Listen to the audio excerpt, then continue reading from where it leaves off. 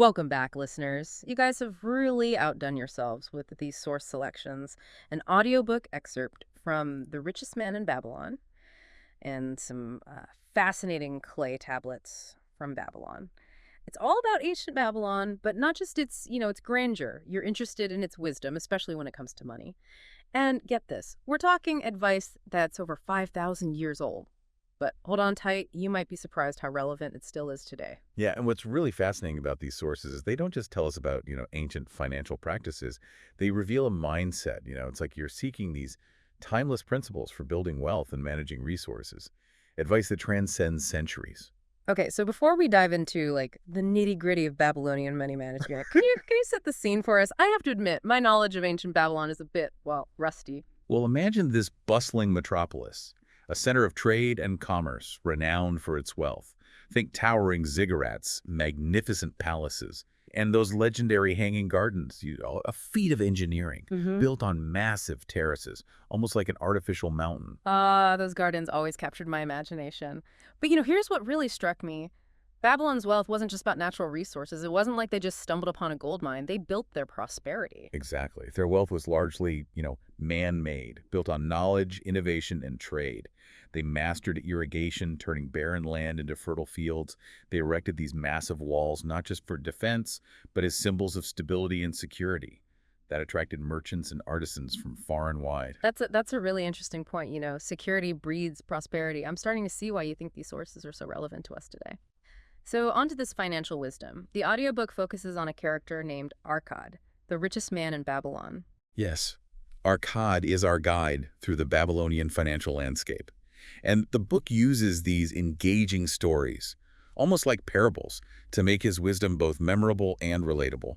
So not your typical dry economics textbook. Not at all. Take Arkad's own story. He wasn't born into wealth. He started as this humble scribe, Yeah. meticulously carving records onto clay tablets.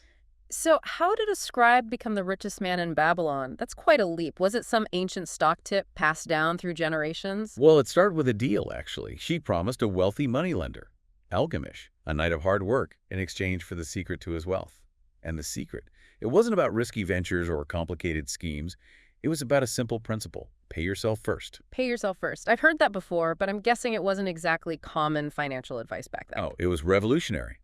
Algamish taught Arkad to save at least a tenth of everything he earned, no matter how small his income.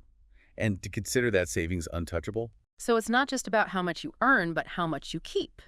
In today's world, we have 401ks, index funds, all sorts of ways to make our money work for us. How did Arkad put those ancient savings to work? Well, his first investment was a bit of a learning experience. He entrusted his savings to a brickmaker who promised to buy rare jewels and tire and split the profits. Oh no, I'm guessing this wasn't one of those learn from other people's mistakes situations, was it? Did he get scammed? He did. The brickmaker returned with worthless bits of glass. Uh-huh. Arkad learned the hard way. Don't invest in things you don't understand. I think we've all been tempted by a too good to be true opportunity at some point. So after that misadventure, how did Arkad recover and ultimately become the richest man in Babylon? Did he have any more learning experiences? Well, he had Algamish, his mentor, to guide him toward wiser investments. Algamish stressed the importance of seeking advice from experts, those who truly understand the intricacies of handling money. Think of it as the ancient Babylonian equivalent of, consulting a financial advisor. Ah, so diversification. Not putting all your eggs in one basket or jewels in one brickmaker's hands. I'm starting to see pattern here. Was this a turning point for Arkad? Did he start finding success? One of his first successful ventures was with Agar, a shield maker. Agar needed bronze to craft his shields, but he lacked the funds. Arkad saw an opportunity and lent him the money, earning interest on the principal. Sounds like an early form of microlending, providing funding to a small business with the potential for growth. Did he reinvest his profits? He did, and that's another crucial principle. He understood the power of compounding, lending out both the principal and the interest earned, generating even more wealth. He referred to his savings as his golden slaves, each one working tirelessly to earn him more. I'm starting to understand how he earned that richest man title. So we have saving consistently, seeking expert advice, and reinvesting profits. But was there anything else? Did the book delve deeper into specific strategies, like those ancient Babylonians had some kind of step-by-step guide to wealth? They did. And it's surprisingly straightforward. The Richest Man in Babylon outlines what it calls the 5 laws of gold. 5 laws of gold. It sounds almost biblical. I'm all ears. What are these ancient money-making secrets? Well, the first law reinforces that principle we talked about earlier. Gold cometh gladly, and in increasing quantity to any man who will put by not less than 1/10 of his earnings to create an estate for his future and that of his family. Okay, so pay yourself first, but it's more than just hoarding money. It's about building a solid foundation for the future, creating financial security for yourself and for future generations. Kind of like a long-term investment in peace of mind. Exactly. Ready for the second law? Hit me with it. Okay, here it is. Gold laboreth diligently and contentedly for the wise owner who finds for it profitable employment, multiplying even as the flocks of the field. Okay, so this one's about making your money work for you, not just sit there. It has to be active, productive. But how did they do that in ancient Babylon? It's not like they had stock options or mutual funds. Well, their investment landscape was certainly different, but the principle remains the same. Back then, it might have involved lending money to, a craftsman like Agar, investing in a merchant's caravan, or perhaps even financing the construction of a new irrigation canal. The key is finding opportunities where your money can generate a return. So it's about understanding different types of investments, Ah, assessing risks and potential returns, which brings us to the third law, right? you're catching on quickly. Here's the third law.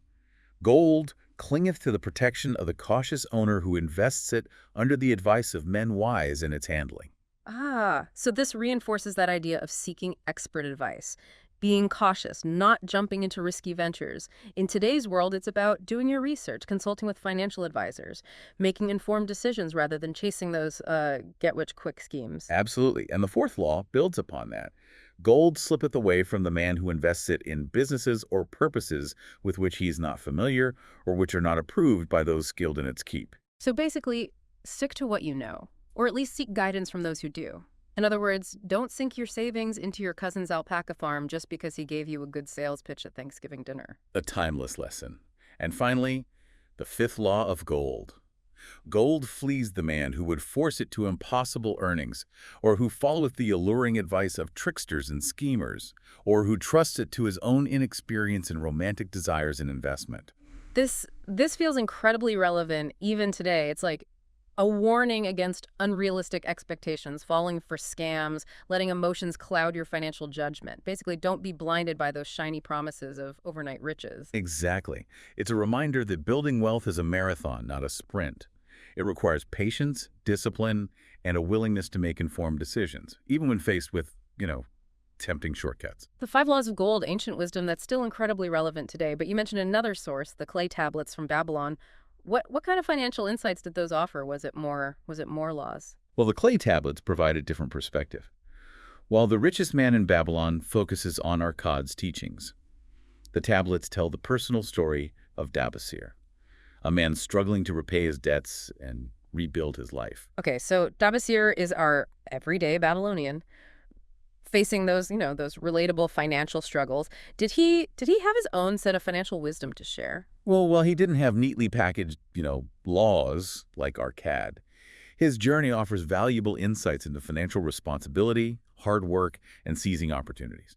Intriguing. Tell me more about Dabasir. What kind of financial mess did he find himself in? Was it gambling debts, a chariot buying addiction? Well, by his own admission, he was a bit of a spendthrift in his youth, enjoyed the good life, perhaps a bit too much. He accumulated debts, struggled to keep up with payments, and eventually his wife left him, returning to her father's house. Sounds like he hit rock bottom. What did he do to turn things around? Did he seek out one of those wise Babylonian moneylenders? While feeling defeated, Dabasir left Babylon to seek his fortune elsewhere. Unfortunately, he had a string of bad experiences, working for dishonest caravan traders, falling in with the wrong crowd, and ultimately ending up as a slave in Syria. Wow, that took a dark turn. I'm guessing being a slave in ancient Babylon wasn't exactly a 9 to 5 gig. What was that experience like? Well, the sources paint a grim picture. Slaves were considered property, often treated brutally and subjected to backbreaking labor. Dabasir mentions witnessing slaves toiling on the construction of Babylon's grand walls, a grueling and often deadly task. It's a stark reminder of how fortunate we are today. Even when we're facing our own financial challenges, it puts things in perspective. So how did Dabasir escape slavery and find his way back to Babylon? His is a story of resilience and determination. While a slave, he met a kind woman named Sira, who recognized his potential and saw a spark of the soul of a free man beneath the circumstances. Sounds like a pivotal moment. Did Sira help him escape? She did. She provided him with camels, supplies, and a plan to make his escape look like a theft. She even offered to run away with him, but Dabasir knew that would endanger her. So he escapes slavery and makes it back to Babylon.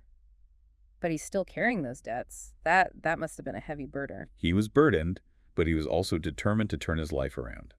And that's when he meets Mathan, a wise gold lender who becomes his mentor, much like Algamich was to Arkad. Ah, another wise mentor. It seems like they play a crucial role in these Babylonian financial success stories. So what advice did Mathan offer Dabasir? Was it anything like Arkad's 5 laws of gold? Well, Mathan had his own approach.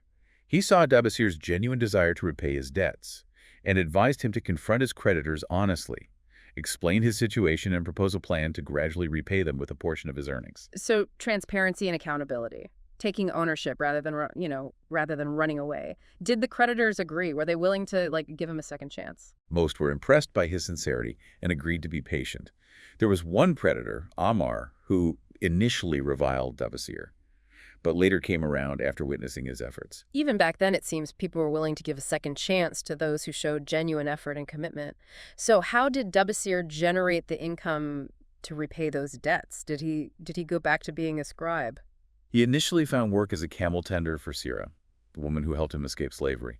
It wasn't glamorous, but it provided a steady income and allowed him to start rebuilding his life. Okay, so humble beginnings. I'm sensing that entrepreneurial spirit starting to emerge. Did he stay a camel tender for long? He was always looking for ways to improve his situation, to seize opportunities that aligned with his aspirations. Remember how he told Hadan Gula, the young chariot driver, that he aspired to be a merchant? He did. He saw himself as more than just a laborer. He had bigger ambitions. So how did he make the leap from camel tender to merchant? It all started with an idea. He noticed his master, Nananade, had a knack for baking honey cakes. Dabasir saw an opportunity to leverage this skill and generate additional income.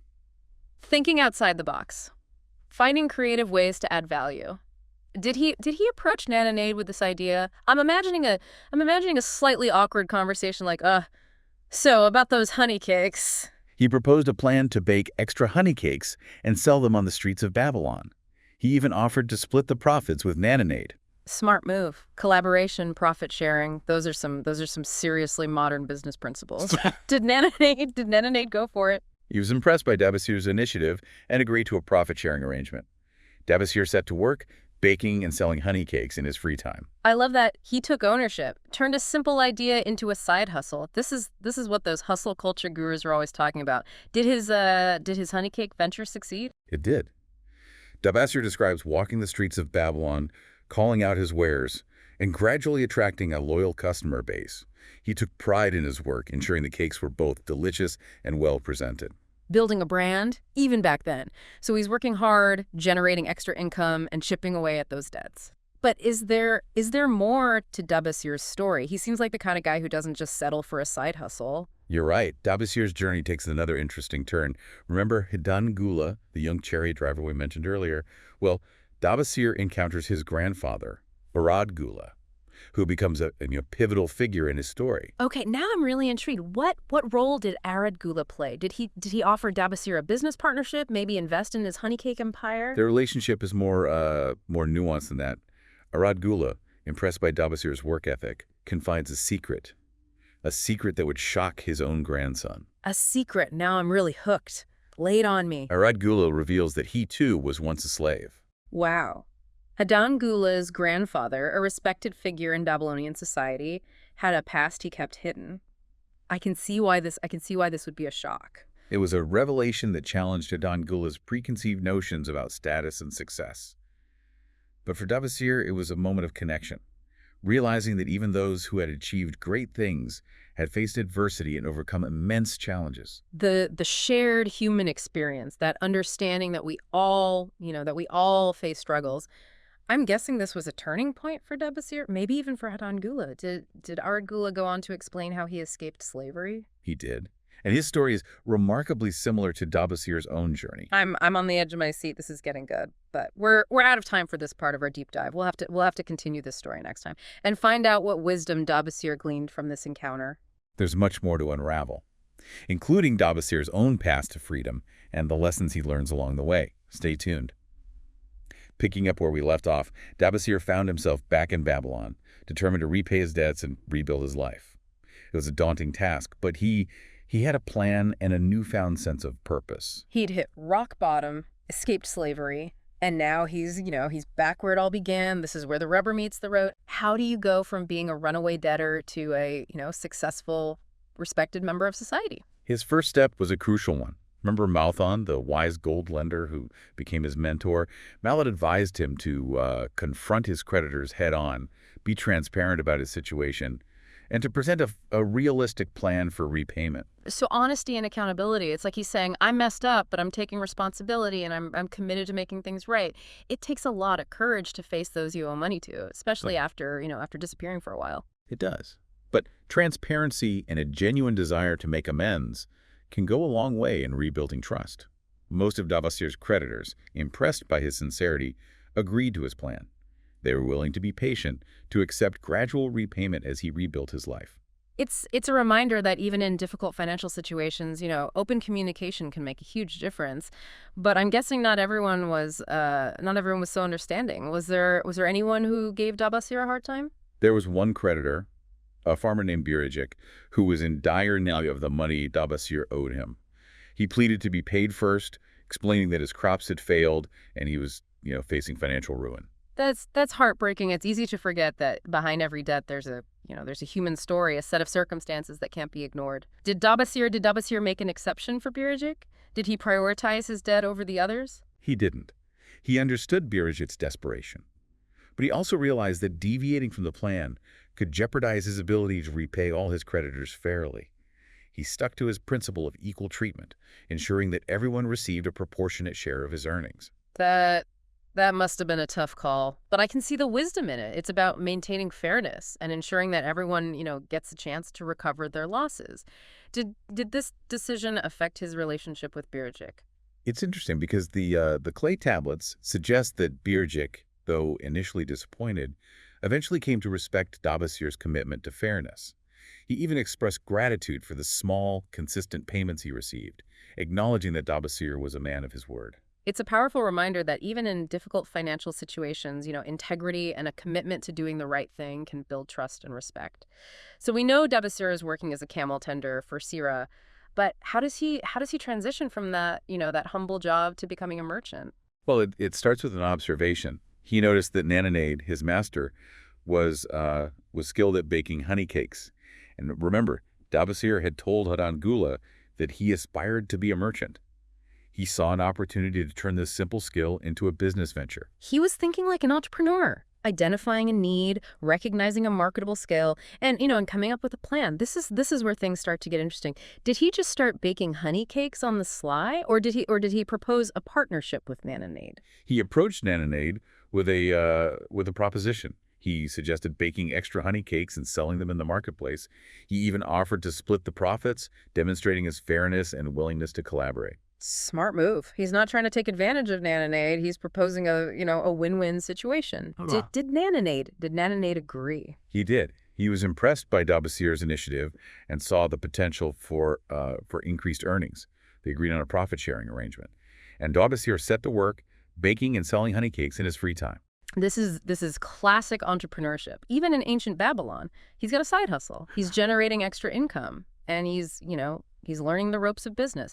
Did his honey cake venture, did it take off? Did he become the honey cake king of Babylon? Well, while he might not have achieved, honey cake king status, he did find success. The clay tablets describe him walking the streets of Babylon, calling out his wares.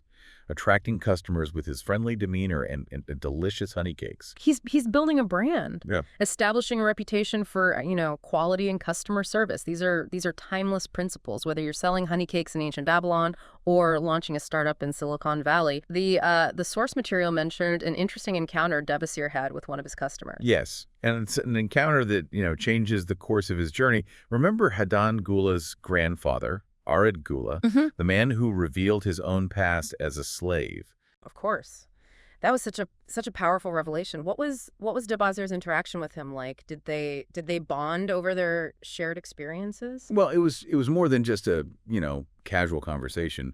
Arad Gula, recognizing Dabassir's work ethic and ambition, confided in him, Hmm. sharing the details of his own journey from slavery to freedom. So he opened up to Debussy, Mm. revealing a part of his life that he'd kept hidden from even his own grandson. That's a significant level of trust. What was Arad Gula's story? How did he escape slavery? His tale is remarkably similar to Dabassir's. He was sold into slavery due to his father's inability to repay a debt. He endured hardship and humiliation. But like Debussy, he encountered a kind master who recognized his potential and offered him an opportunity to earn back his freedom.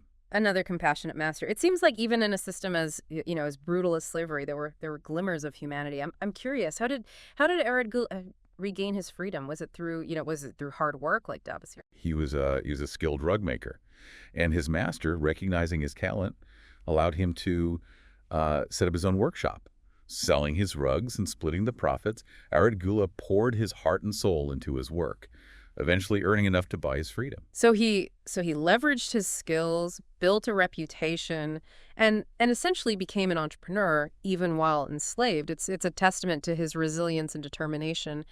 How did hearing this story affect Debussy? I imagine it must have been quite impactful, especially given his own experiences. It was a turning point. Yeah. Arad Gula's story gave him hope. He saw a living example of someone who had faced immense challenges and emerged, stronger, more successful. It reinforced his belief that he too could overcome his past and achieve his goals. It's like he's saying, if he can do it, I can do it. But Yeah. I'm curious, did their connection go beyond just sharing stories? Did Arad Gula become more actively involved in Debussy's journey? He did.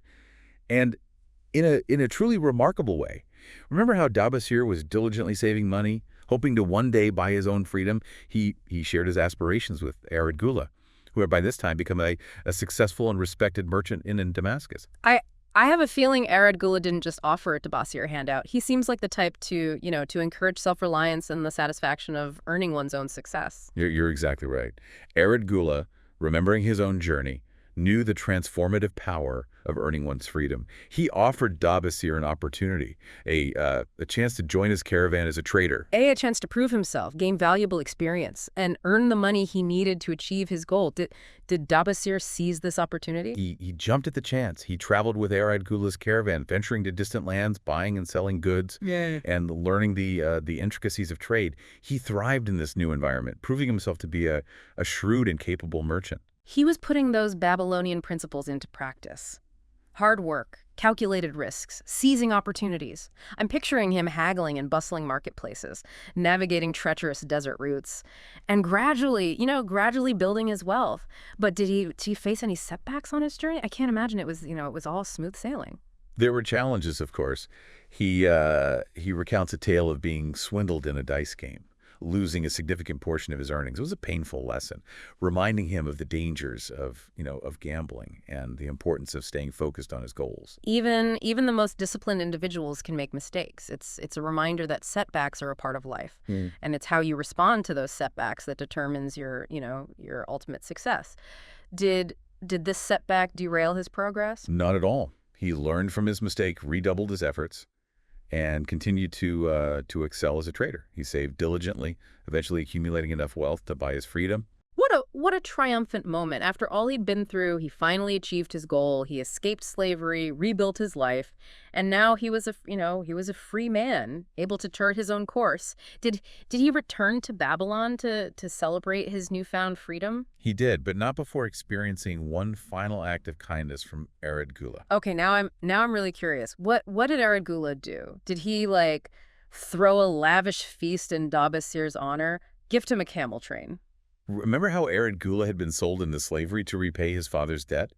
Well, it turned out that he had secretly purchased Dabasir's debt contract from Manonade, his former It master. was. He was holding on to that contract all those years. That's incredible. It is. Aaron Gula, having achieved great success, wanted to repay the kindness shown to him by Dabasir's former master. He also saw this as an opportunity to help Dabasir in a truly meaningful way. This is beautiful. So what did he do with the contract? He presented it to Dabasir as a gift, releasing him from his debt and declaring him a free man. Dabasir describes this moment as being, the luckiest man in Babylon. That's an incredible act of generosity and a testament to the power of gratitude. Aragula, having experienced the hardships of slavery himself, used his wealth to free another from that same fate. It's a powerful reminder that financial success can be a means to make a positive impact on the lives of others. Absolutely. And Dabasir, deeply moved by this gesture, vowed to continue living by the principles that had guided him to success: hard work, integrity, and a commitment to helping others. Dabasir's journey is a truly inspiring tale of resilience, determination, and the transformative power of mentorship. He started as a runaway debtor, burdened by his past mistakes. Through hard work, honesty, and the guidance of those wiser than himself, he not only repaid his debts, but achieved financial freedom and earned the respect of his community. His story is a testament to the enduring power of those Babylonian principles. He didn't rely on, shortcuts or get-rich-quick schemes. He embraced the value of honest labor, took calculated risks, and remained committed to his goals, even in the face of adversity.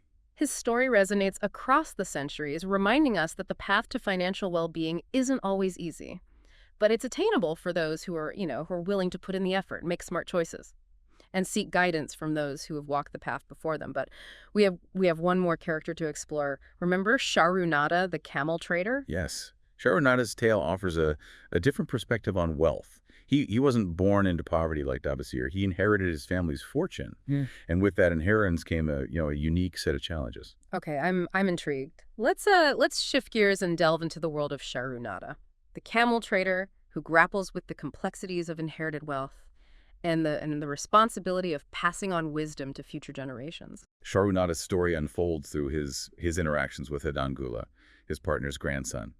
Hadangula, accustomed to a life of luxury, struggles to understand the value of, hard work and the principles that built his family's fortune. The classic clash between generations. Right.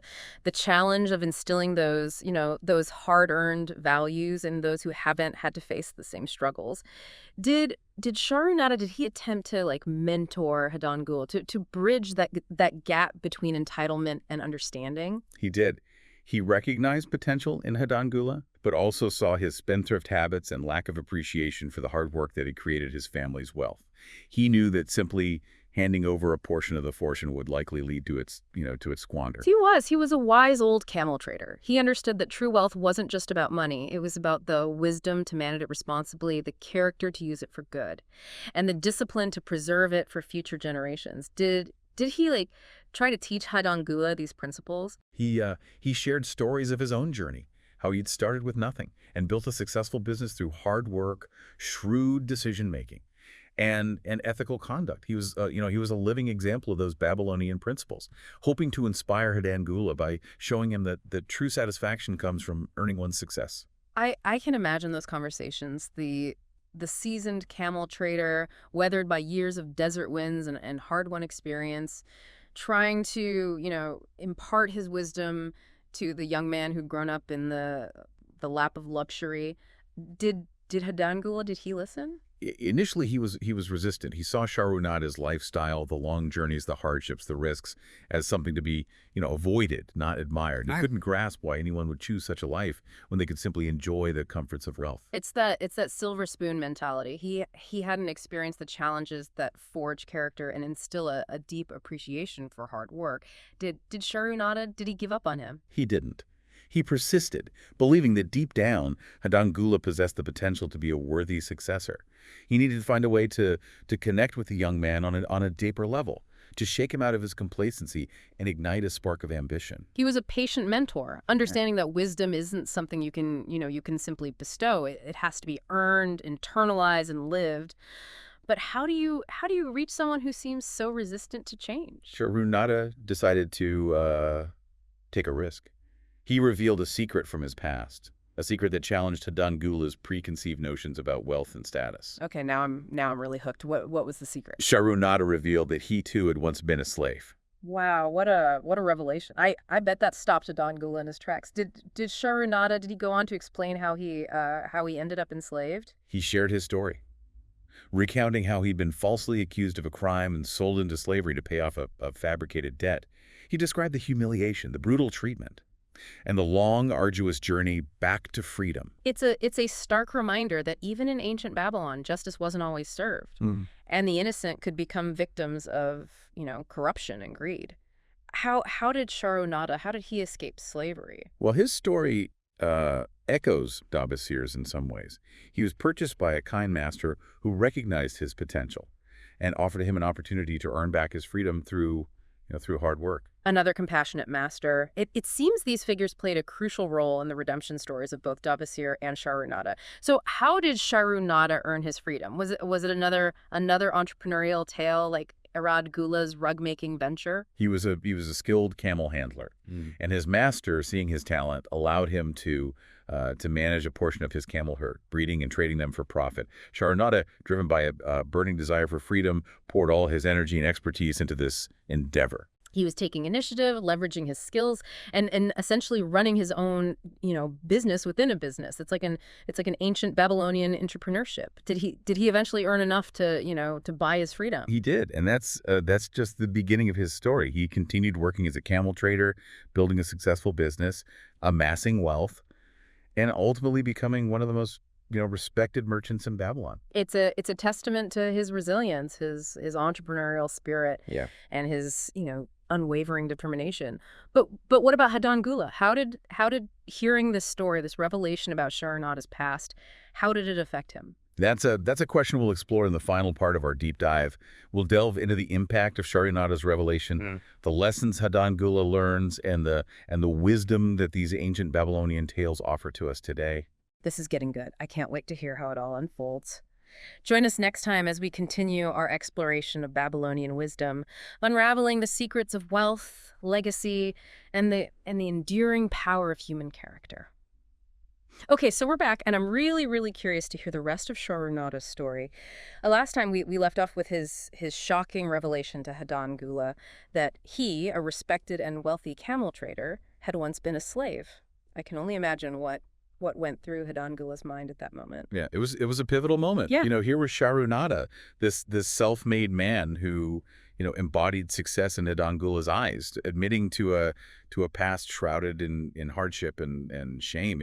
It really shattered the young man's preconceived notions about wealth and status. It's like the rug was pulled out from under him. Suddenly the man he'd viewed as, a simple camel trader had this depth and complexity he'd never imagined. Did this revelation change Hadan Gula's attitude at all? The sources suggest a gradual shift in his perspective. He began to see Sharunada's wealth not as something he was, simply entitled to, but as the result of resilience, determination, and a deep understanding of the principles that govern financial success. It's like he finally started to connect those Babylonian principles we've been talking about with, real life experiences, those abstract ideas about hard work, saving, making wise choices. They became like tangible and relatable through Sharunada's story. Exactly. He realized that wealth wasn't just about, having money. It was about possessing the character and wisdom to manage it responsibly, the discipline to grow it, and the foresight to preserve it for future generations. This is a challenge a lot of families face even today. How do you pass on those hard-earned values to children who have grown up with privilege and may not fully grasp the effort and sacrifice that went into building, the family fortune? Sharunada's approach was rooted in storytelling and mentorship. He shared his own experiences, hoping to instill in Hadan Gula an appreciation for the principles that had guided him to success. So instead of lecturing, he showed through his own life the power of those principles in action. He was like a living example of the Babylonian wisdom we've been discussing. Precisely. He understood that true learning often comes from observing and experiencing, from connecting those abstract principles to real life situations.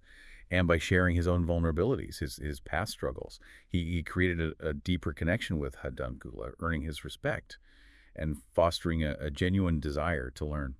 So did this mentorship pay off? Did Hidangula eventually embrace those Babylonian principles and, step up to the challenge of managing his family's wealth responsibly? Well, while the clay tablets don't provide a definitive answer, they offer hints that Hadan Gula was beginning to internalize those lessons. There's a passage where he expresses admiration for Sharonada's journey, acknowledging the hard work and sacrifice that led to his success. That's a promising sign. It suggests that Sharonada's efforts to bridge that generational gap were starting to bear fruit. He was planting seeds of wisdom that hopefully would continue to grow and shape Hadangula's approach to wealth and responsibility. It's a reminder that passing on wisdom is often a long game. It requires patience, persistence, and a willingness to connect on a personal level. Sharonada's story highlights the importance of uh, mentorship and the transformative power of sharing one's own experiences, both triumphs and setbacks, to guide the next generation. Okay, so we've explored the stories of Arkad, Dabasir, and now Sharunada. Each one, offers these unique insights into the Babylonian approach to wealth. But are there any like common threads that connect their experiences? What overarching lessons can our listener take away from these ancient tales? Well, one key takeaway is the emphasis on personal responsibility. Yeah. Whether you're born into wealth or you start with nothing, you have the power to shape your own financial destiny.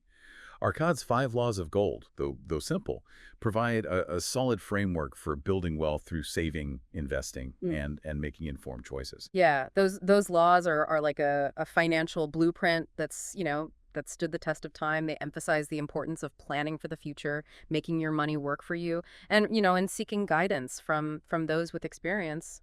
Dabasir's story highlights the transformative power of hard work and determination. He faced immense challenges, but he never gave up on his goal of repaying his debts and building a better life. His journey reminds us that even when we make mistakes, even when we face setbacks, we have the power to turn things around. It's about taking ownership of our choices, learning from our mistakes, and embracing the opportunity to start again, stronger and wiser.